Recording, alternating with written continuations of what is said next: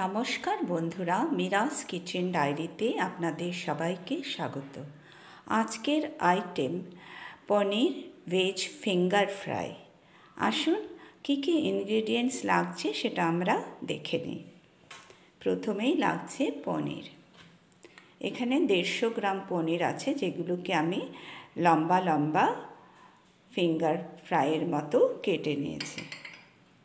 লাগছে গাজর, একটা মিডিয়াম সাইজের গাজর আমি এরকম ফিঙ্গার মতো কেটে নিয়েছি। লাগছে পেঁয়াজ কলি, সেটাকেও আমি লম্বা করে 3-4টে ডাঁটি কেটে নিয়েছি। লাগছে ক্যাপসিকাম, আমি একটা বড় সাইজের ক্যাপসিকামের হাফ এখানে ইউজ করেছি, এটাও লম্বা করে কাটা।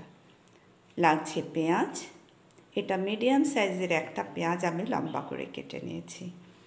লাগছে টমেটো, একটা মিডিয়াম সাইজের টমেটো আমি কুচি কুচি করে নিয়েছি। লাগছে কাঁচা লঙ্কা, এটাকে আমি একটু লম্বা তেরছাভাবে কেটে নিয়েছি। লাগছে রসুন, রসুনটাকে আমি এরকম ফ্লেক্সের মতো কেটে নিয়েছি। আর লাগছে এখানে ধনে পাতা, আর লাগছে কাশ্মীরি লঙ্কার গুঁড়ো, যাতে আমি একটু জল দিয়ে ভিজিয়ে রেখেছি। আর লাগবে নুন আর চিনি। প্রথমেই আমি এখানে ফুটন্ত গরম জল নিয়েছি আর তাতে হাফ চামচ নুন দিয়ে দিলাম। এবার আমি এই কেটে রাখা পনিরগুলোকে এর মধ্যে 2 মিনিট ভিজিয়ে রাখব।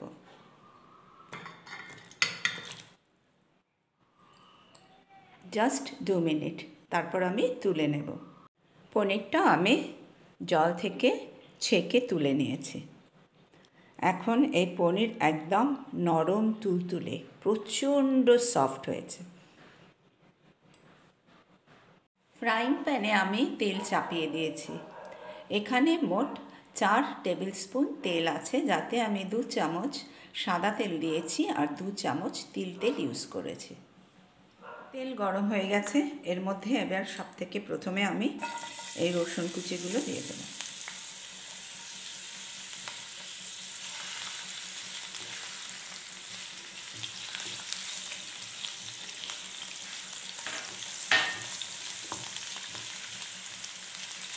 রসুন কুচিটা একটু গোলাপি রং ধরবে।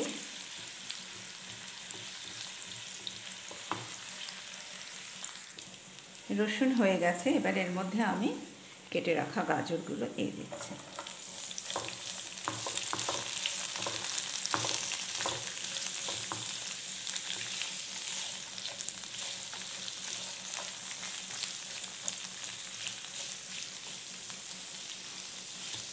এবার এটা একটু ঢাকনাটা আমি ঢেকে দেব। ঢাকনা খুলে দিয়ে চেক করি গাজরটা কতদূর হলো। গাজর মোটামুটি একটু ভাজা ভাজা হয়ে গেছে। এবার এর মধ্যে আমি টমেটো দিয়ে দেব।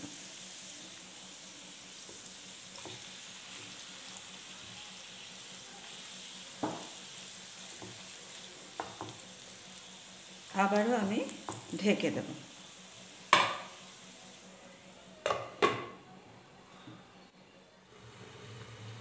ঢাকনাটা খুলে টমেটো থেকে জল ছেড়েছে।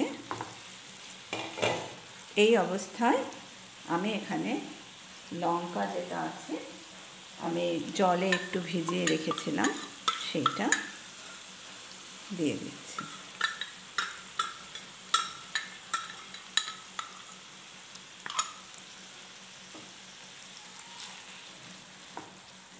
আবারও আমি ঢেকে দেব।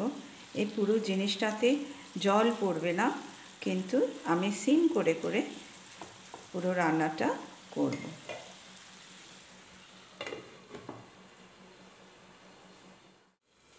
ঢাকনাটা খুলে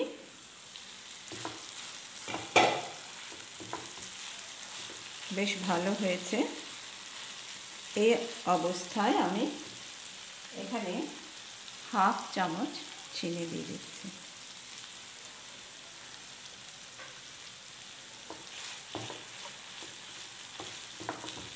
এবার এর মধ্যে আমি দিচ্ছি পেঁয়াজ কুচি।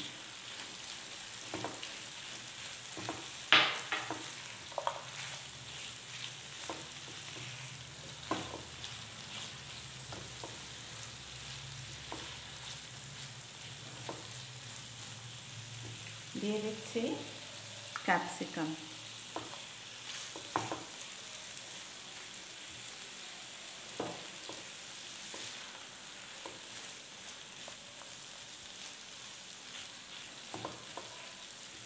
এবার এতে আমি নুন দেব।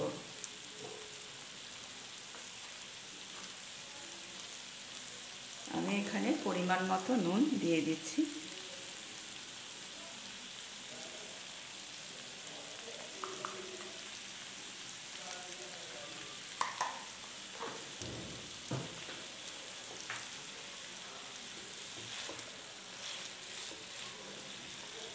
আবারও আমি এটাকে ঢেকে রান্না করব।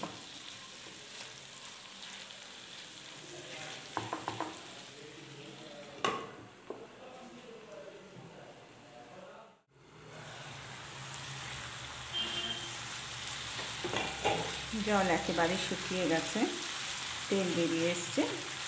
এবার এর মধ্যে আমি এই কেটে রাখা পেঁয়াজগুলো দেবো। এগুলো কোনো কিছু একদম ভাজা হবে না, খুব সেদ্ধ হয়ে যাবে, কিন্তু জিনিসগুলো সব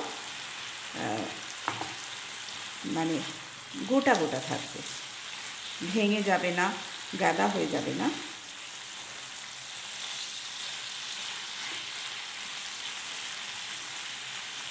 প্রত্যেকটা জিনিসের স্বাদ আলাদা করে বোঝা যাবে।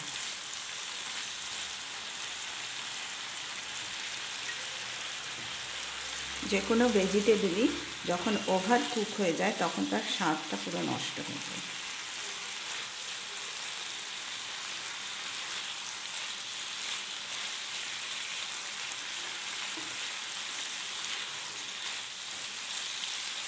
এটা এবারে ঢাকনা দেব না, আমি ঢাকনা ছাড়া এটাকে একটু ফ্রাই করছি।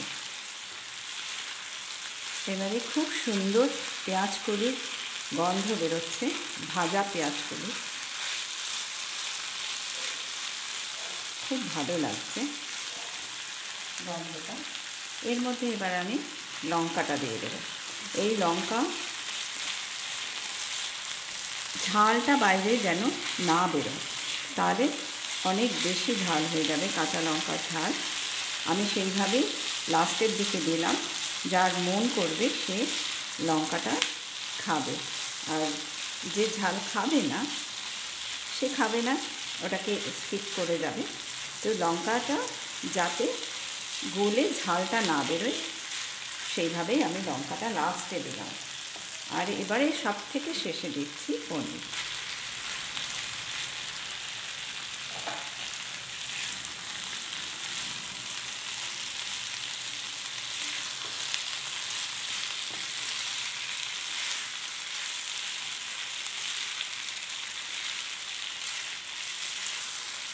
খুব সুন্দর ফ্রেশ পনিরের স্বাদটাও পাওয়া যাবে।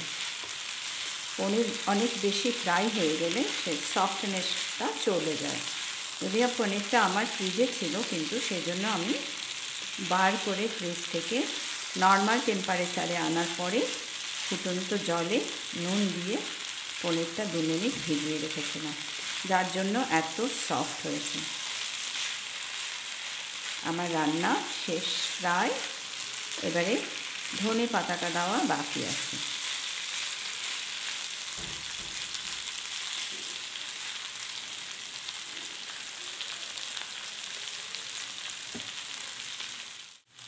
হয়ে গেছে, এবারে আমি ধনে পাতা দিয়ে নামিয়ে দেব।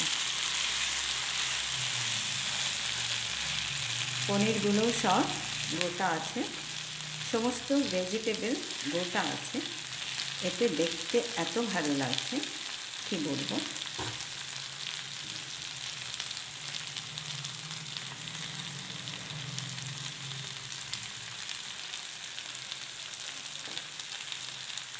গ্যাসটা আমি বন্ধ করে দিলাম।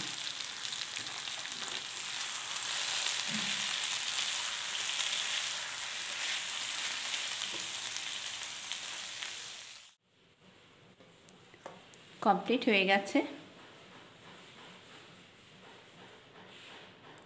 কত সুন্দর লাগছে দেখতে। একটু খেয়ে দেখি, তাই না? আমার তো আর ধৈর্য ধরছে না।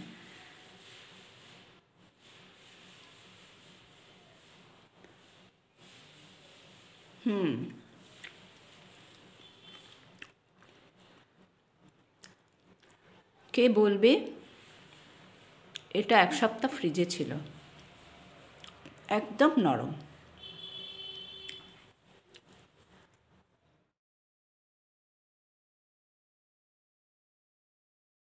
আমার ভিডিওটি যদি ভালো লেগে থাকে তবে অবশ্যই এই ভিডিওটিকে লাইক আর শেয়ার করবেন, আর আমার চ্যানেলটিকে সাবস্ক্রাইব করতে ভুলবেন না। ধন্যবাদ। দেখা হচ্ছে একটি নতুন রেসিপি।